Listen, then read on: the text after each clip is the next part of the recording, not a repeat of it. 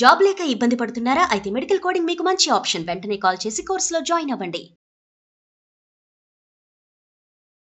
Hi viewers, India's largest digital media network Suman టీవీకి స్వాగతం. ప్రస్తుతం మనతో లైఫ్ కోచ్ రామ్నెట్ గారు ఉన్నారు.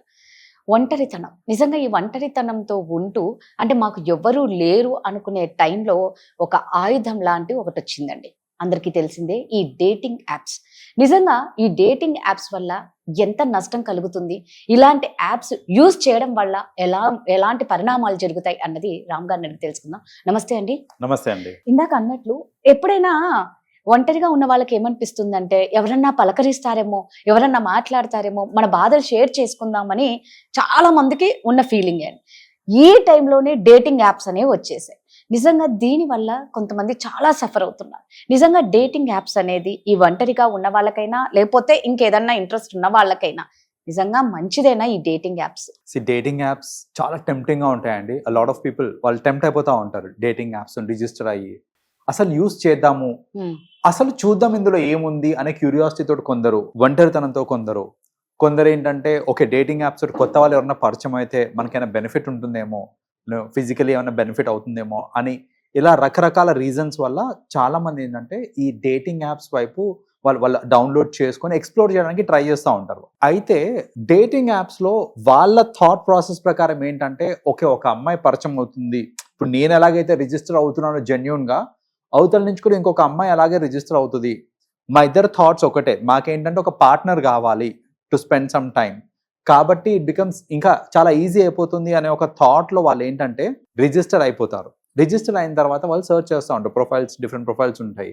వాళ్ళందరూ రియల్ ప్రొఫైల్స్ ఏమో అనుకొని అందులో వీళ్ళు ఏంటంటే వాళ్ళతో మాట్లాడడం స్టార్ట్ చేసి బయట కలుద్దాం అనేసి ఒక డేట్ టైం ఫిక్స్ చేసుకొని సో ఏంటంటే చాటింగ్ చేస్తూ ఉంటారు. ఆబ్వియస్లీ ఏంటంటే వాళ్ళు కూడా రెస్పాన్స్ పాజిటివ్గా ఇచ్చేసరికి వీళ్ళు ఇంకా టెంప్ట్ అయిపోతారు. కానీ ఈ డేటింగ్ యాప్స్ వల్ల అసలు ఎన్ని ప్రాబ్లమ్స్ వస్తాయి అనేది కూడా గ్రహించలేరు వీళ్ళు. దీన్ని మల్టిపుల్ వేస్లో ఇందులో స్కామ్స్ అనేది జరుగుతూ ఉంటుందండి ఈ డేటింగ్ యాప్స్లో. మీకు కొన్ని డీటెయిల్స్ చెప్తాను ఇందులో ఎలాంటి స్కామ్స్ అవుతాయి అనేసి. కొన్ని స్కామ్స్ ఎలా ఉంటాయి అని అంటే డేటింగ్ యాప్స్ లోకి వెళ్ళిన తర్వాత వాళ్ళు కొన్ని లింక్స్ లాగా పంపిస్తారు. మీరు ఈ లింక్ కనుక క్లిక్ చేస్తే మీకు ఒక లైవ్ వీడియో కాల్, ఒక అమ్మాయితోటి లైవ్ వీడియో కాల్ అనేది చేసుకోవచ్చు మీరు అనేసి లింక్ ఇచ్చేసి క్లిక్ చేయమని చెప్తారు. లింక్ క్లిక్ చేసిన ఎమ్మటే మన ఫోన్ మొత్తం వాళ్ళ కంట్రోల్లోకి వెళ్ళిపోతుంది. మన ఫోన్ వాళ్ళ కంట్రోల్లోకి వెళ్ళిపోయింది అని అంటే మన ఫోన్లో ఉండే ఫోన్ పే కావచ్చు, గూగుల్ పే కావచ్చు, పేమెంట్ అప్లికేషన్స్ అవ్వచ్చు, ఫొటోస్, మన ఫొటోస్ లో మన పర్సనల్ ఫొటోస్ కూడా ఎన్నో ఉండొచ్చు. మనం సరదాగా పర్సనల్ ఫొటోస్ కూడా ఎన్నో ఉండొచ్చు. ప్రైవేట్ ఫొటోస్ కూడా కొన్ని ఉంటాయి. ఆ ప్రైవేట్ ఫొటోస్ ఇవన్నిటికీ కూడా వాళ్ళకి యాక్సెస్ వెళ్ళిపోతుంది.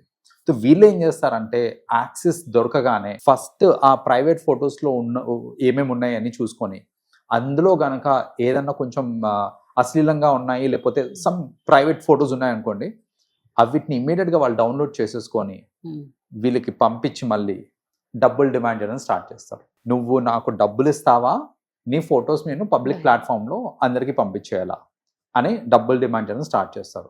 కొన్నిసార్లు ఏంటంటే అసలు డిమాండ్ చేయాల్సిన అవసరం కూడా లేదు, ఎందుకంటే యాక్సెస్ వాళ్ళ దగ్గరే ఉంది కాబట్టి ఈ పేమెంట్ ఆప్షన్స్ వీటి నుంచి ఏంటంటే వాళ్ళు పేమెంట్స్ కూడా చేసేసే ఛాన్సెస్ ఉంటాయి అన్నమాట.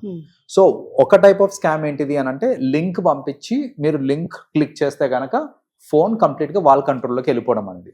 ఇంకా అదర్ టైప్స్ ఆఫ్ స్కామ్స్ కూడా ఉంటాయి అందులో. అదర్ టైప్స్ ఆఫ్ స్కామ్స్ ఏంటిది అని అంటే వీళ్ళు ఏం చెప్తారంటే ఇలా లైవ్ వీడియో కాల్ ఆన్ చేస్తారు. యాక్చువల్గా లైవ్ వీడియో కాల్ ఆన్ చేసిన తర్వాత అటుపక్కన ఒక అమ్మాయి ఏంటంటే జస్ట్ ఇన్నర్స్ మీద ఉంటుంది అంతే. ఇన్నర్స్ మీద అమ్మాయి ఉండి ఇటు పక్కన అబ్బాయిని కూడా నువ్వు కూడా నీ డ్రెస్ తీసేసే అని చెప్పి వీళ్ళు ఏంటంటే ఆ మూమెంట్ లో ఏంటంటే నువ్వు కూడా డ్రెస్ తీసేసే అనగానే వాళ్ళు డ్రెస్ తీసేస్తారు. డ్రెస్ తీయగానే ఇప్పుడు ఈ అబ్బాయి రికార్డింగ్ మొత్తం అవుతుంది వాళ్ళ దగ్గర. సో ఇప్పుడు ఈ అబ్బాయి డ్రెస్ తీసేసిన తర్వాత వాడి ఫొటోస్ వాడి వీడియోస్ అన్ని వాళ్ళ దగ్గరికి డైరెక్ట్ గా వచ్చేసినాయి. ఫోన్ గ్యాలరీలో ఉండాల్సిన అవసరం లేదు, ఇప్పుడు డైరెక్ట్ గా వాళ్ళ దగ్గరికి వచ్చేసినాయి వీడియోస్. ఇప్పుడు సో ఈ ఫొటోస్ అండ్ వీడియోస్ ఏవైతే ఉన్నాయో ఆ ఫొటోస్ అండ్ వీడియోస్ ఆబ్వియస్లీ వాళ్ళు మళ్ళీ సేమ్ అలాగే బెదిరింపులు, లైక్ నువ్వు నాకు డబ్బులు ఇవ్వకపోతే ఇవి నేను ఆన్లైన్ ప్లాట్ఫామ్ లో పెట్టేస్తాను, మీ ఫ్యామిలీ మెంబర్స్ కి కూడా పంపిస్తాను అనేసి. బికాజ్ వాళ్ళ దగ్గర మొత్తం ఉంటది కదా హిస్టరీ, ఈ అబ్బాయి బయోగ్రఫీ అంతా వాళ్ళ చేతిలో పెట్టినట్టే. కాబట్టి మొత్తం అంతా నేను మీ ఇంట్లో చెప్తాననేసి, లేకపోతే ఆన్లైన్ ప్లాట్ఫామ్ లో వదిలేస్తాననేసి అలా బెదిరించి లక్షల రూపాయలు, వేలు కూడా కాదు, లక్షల రూపాయలు డిమాండ్ చేస్తారండి. 2 లక్షలు, 3 లక్షలు, 5 లక్షలు, స్తోమతకి తగ్గట్టు. ఒక్కసారి తాత ఆగిపోదు, ఆగదు. ఎందుకంటే వాళ్ళు ఏం చేస్తారంటే, నీ దగ్గర ఉన్న ఇప్పుడు నా దగ్గర ఉన్న వీడియోస్ ఏవైతే ఉన్నాయో, నువ్వు ఫస్ట్ నాకు ఒక 2 లక్షలు నేను డిలీట్ చేస్తా అని చెప్తారు. మనం సరే అని 2 లక్షలు ఇచ్చిన తర్వాత వాళ్ళు డిలీట్ చేయరు. వాళ్ళు ఏంటంటే, ఓకే ఇంకొక 1 లక్ష ఇవ్వు, లేకపోతే ఇంకొక 2 లక్షలు తీసుకున్నా అప్పుడే డిలీట్ చేస్తా అని చెప్పి అలా దాన్ని కొనసాగిస్తూ ఉంటారు అన్నమాట. ఎంత లాగచ్చు అంతవరకు లాగడానికి ట్రై చేస్తారు ఒక పర్సన్ దగ్గర నుంచి. సో ఇది ఇంకో టైప్ ఆఫ్ ఇదే డేటింగ్ యాప్స్ లో పరిచయం అయ్యి కొందరు అమ్మాయిలు ఏం చేస్తారంటే, అబ్బాయిల్ని మనం సపరేట్ గా ఏదైనా రూమ్ లో కలుద్దాము, ఏదైనా హోటల్లో కలుద్దాం అని చెప్పి రూమ్ కి తీసుకొని వెళ్ళిన తర్వాత ఆ రూమ్ లో వీళ్ళని చిత్రీకరించి, లైక్ వీళ్ళు వచ్చారు, ఆబ్వియస్లీ వచ్చారు రూమ్ లో, రైట్.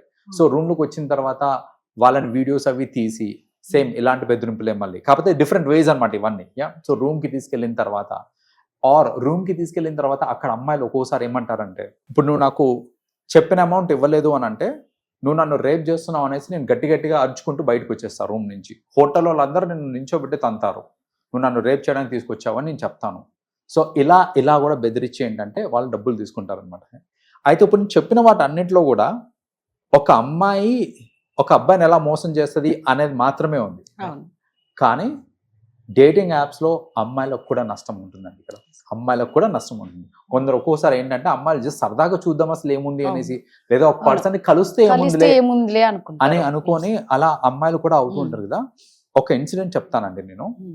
ఒక అమ్మాయి ఇలాగే ఏంటంటే డేటింగ్ యాప్ లో పరిచయమైన ఒక అబ్బాయి తోటి చనువుగా కొంచెం పరిచయం పెరిగిన తర్వాత చనువుగా ఉంటూ మొత్తానికైతే వీళ్ళు సరే ప్రైవేట్ మూమెంట్స్ కావాలి అనేసి వీళ్ళు ఒక రూమ్కి వెళ్ళారు. బేసిక్గా రూమ్కి వెళ్ళిన తర్వాత ఆ అమ్మాయి ఇద్దరు కలిసి మొత్తం ఫిజికల్ గా మొత్తం అంతా అయిపోయిన తర్వాత ఆ అమ్మాయిని ఎట్లా కొట్టాడంటే ఆ అబ్బాయి అసలు ఘోరంగా కొట్టాడు. ఆ అబ్బాయి కొట్టి పంపించేశాడు.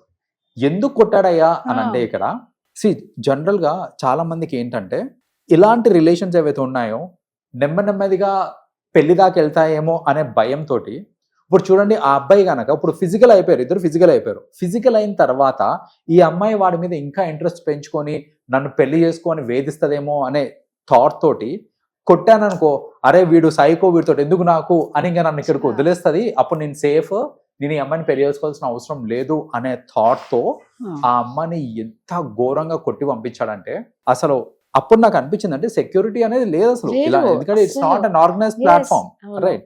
సో అలాంటి కేసెస్ లో ఆర్గనైజ్డ్ ప్లాట్ఫామ్ కానప్పుడు అనవసరంగా వాటిల్లో రిజిస్టర్ అయ్యి కొన్ని తెచ్చుకోవడం తప్ప ఇంకోటి లేదు.